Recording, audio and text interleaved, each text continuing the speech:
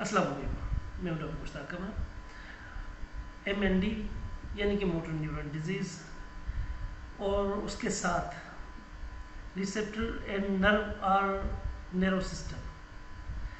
अब ये MND motor neuron disease जो हैं ये क्या हैं या किस तरीके से ये वर्क करते हैं या रिसेप्टर्स जो है इस बीमारी में उनका क्या ताल्लुक़ है या नर्वस सिस्टम का क्या ताल्लुक़ है, तो इस तमाम तर चीज़ों पर बात करेंगे इंशाअल्लाह अज़ीज़। सबसे पहले बीमारी को समझने की ज़रूरत है। अगर बीमारी समझ में आ जाए तो बीमारी का इलाज आसान हो जाता है। तो ये याद रख लीजिए कि रिसेप्टर्स, अब ये रिसेप्टर्स और उसके साथ जैसे मैंने कहा रिसेप्टर्स एंड नैरो और नर्वस। रिसेप्टर्स क्या होते हैं? रिसेप्टर्स जो होते हैं ये हमारे मरकज़ी एसाबी निज़ाम से मुंसलिक एसाबी रेशों के ज़रिए जुड़े हुए हैं।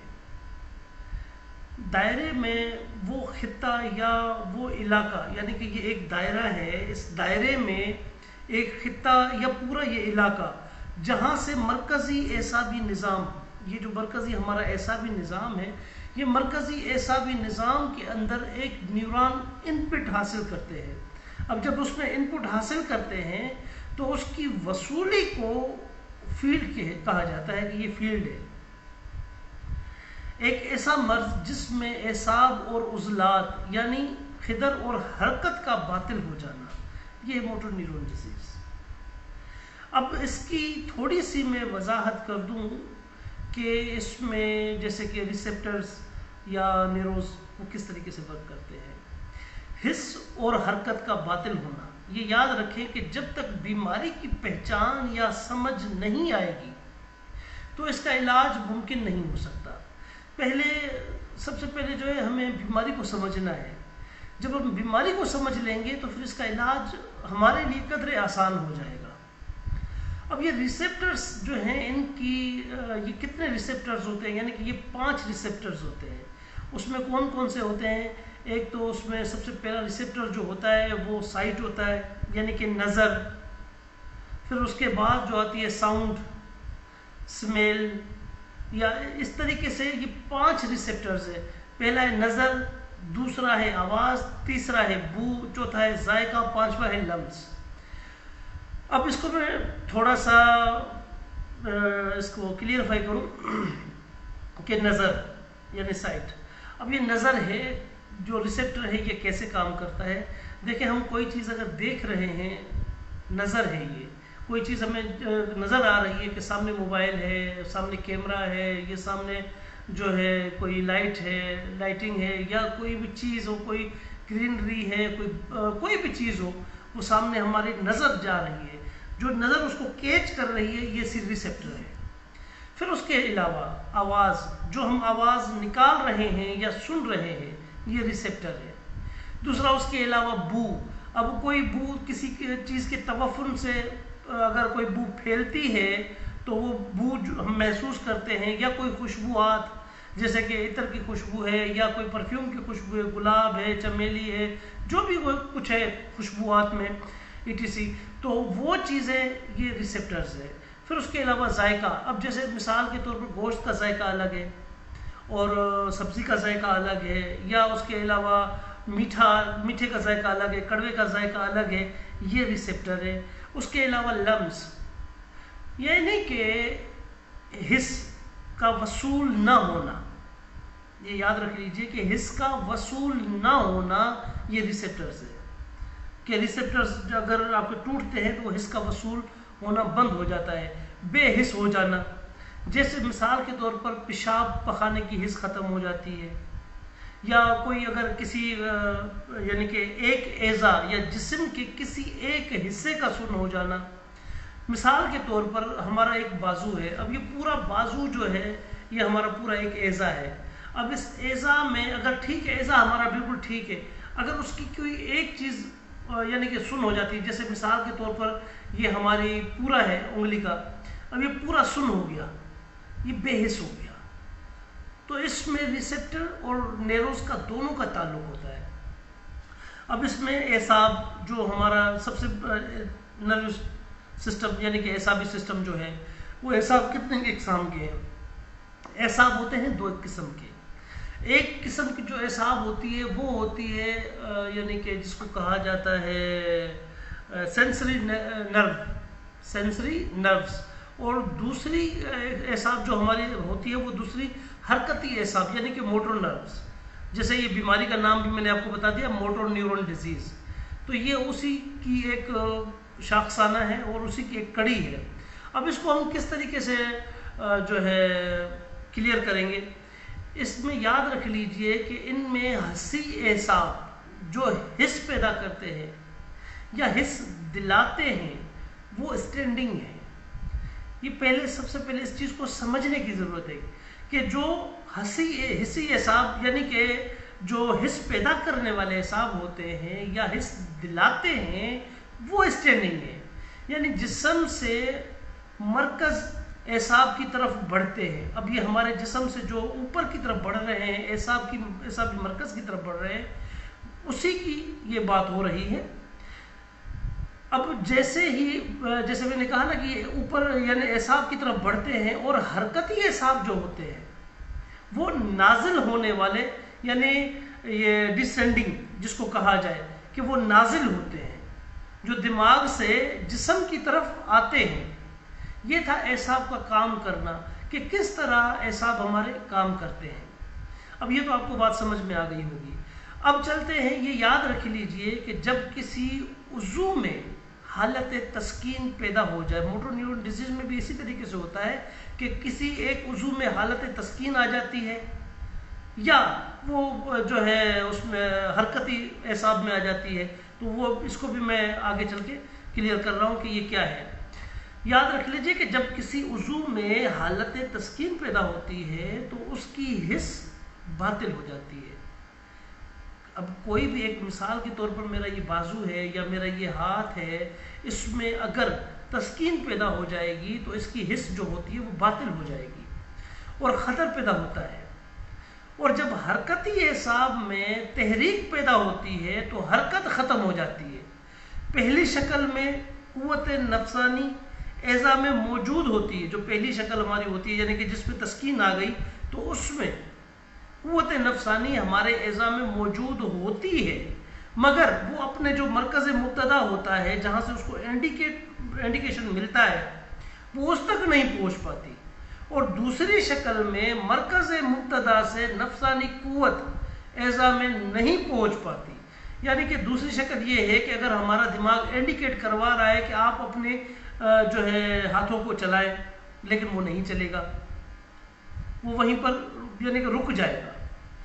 दूसरा उसके अलावा देखिए, जब हमारी हरकत वाले एसाब जो है वो वहाँ पर क़ुव्वत यानी कि एज़ा में नहीं पहुँच पाती, जो हमारी नफ़सानी क़ुव्वत एज़ा है उसमें नहीं पहुँच पाती, तो चुनाचा हिस्स का बातिल होना तस्कीन की हालत है और तहरीक का बातिल होना हालत तहरीक है।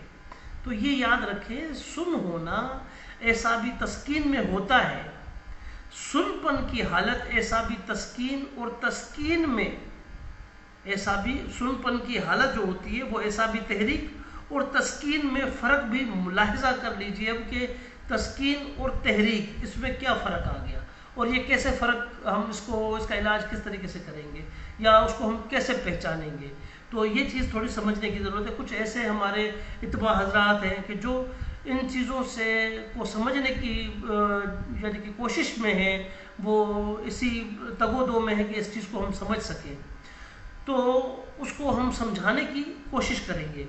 अगर एसाबी तस्कीन की वजह से हो, अगर एसाबी तस्कीन की वजह से ये हमारा सिस्टम नाकिस हो चुका हो तो थोड़े अरसे के लिए होता है।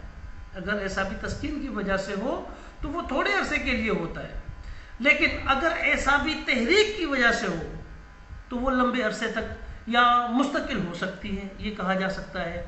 मतलब कि एसाबी तहरीक में हिस्स लम्स बातिल हो जाती है और एसाबी तस्कीन में हिस्स लम्स नाकिस हो जाती है।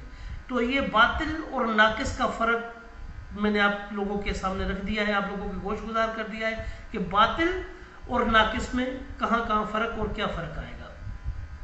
मज़ीद ایک اور بات میں آپ لوگوں کے گوش گزار کر دوں، یہ واضح کر دوں کہ اگر اعصابی تحریک کی وجہ سے کوئی عضو سن ہو جائے، اگر کسی کی اعصابی تحریک ہے اور اس کا عضو سن ہو جائے تو اس عضو کی حرکت میں بھی دشواری ہوتی ہے. جیسے کہ موٹر نیورون ڈیزیز کے اکثر آپ نے پیشنٹ دیکھے ہوں گے کہ تو ان کی حرکت جو ہے وہ بہت دشوار ہو جاتی ہے، یا حرام مغز کے ایسے امراض ہوتے ہیں کہ جس میں ان کی حرکت یعنی کہ ہاتھوں کی گرفت، جیسے کہ ALD کے متعلق میں نے بتایا تھا، ایڈینولوکوڈسٹرافی کے متعلق، تو اس میں بھی ہاتھوں کی گرفت کم ہو جائے گی.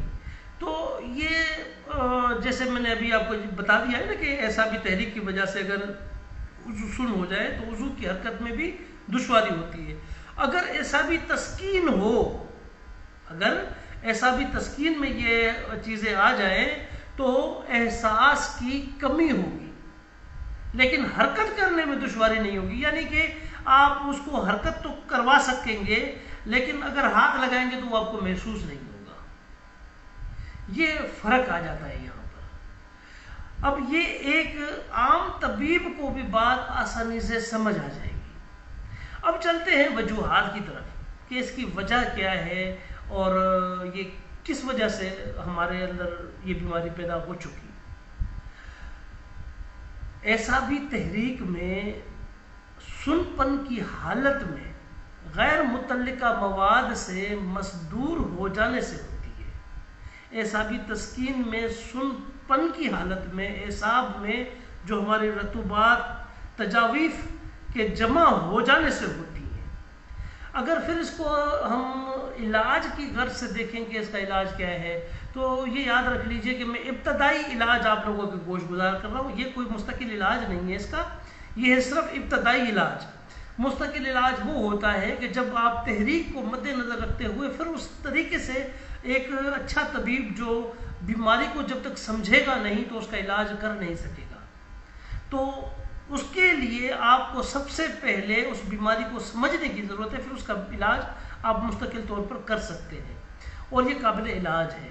لیکن اگر ایک سمجھ رہے ہیں کہ یہ سمٹمز جو ہیں وہ بالکل تازہ ہیں یا یہ ڈیزیز جو ہے ہمیں ابھی پتہ چلی ہے اور بہت تازہ بیماری ہے یہ، تو اس صورت میں آپ جسے آپ فرسٹ ایڈ کہا جائے تو یہ ابتدائی علاج میں آپ لوگوں کے گوش گزار کر رہا ہوں کہ ابتدائی علاج اس کا کیا ہے.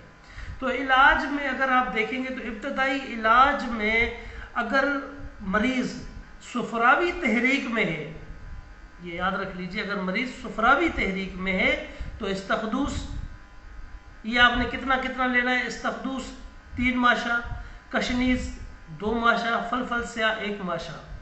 یہ آپ مریض کو قبل از غذا یا بعد از غذا دے سکتے ہیں. وہ آپ جو ہے صفوف بنا کر دیں گے. اچھا، دوسرا اس کے علاوہ اگر یہ یاد رکھ لیجئے کہ اس کے ساتھ ساتھ جو ہے آپ مقوی دماغ، اس کے ساتھ مقوی دماغ بھی آپ اس کو اگر دیں گے تو اس بیماری کو ختم کرنے میں یوں سمجھ لے کہ 4 چاند لگ جائیں گے ابتدائی صورت میں.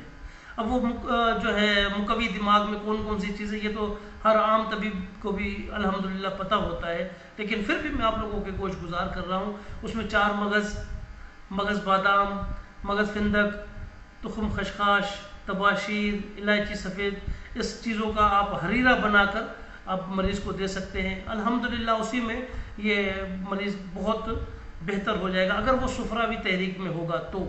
لیکن یہ سب سے پہلے بیماری کو پہچاننا ضروری ہے، یہ یاد رکھ لیجئے.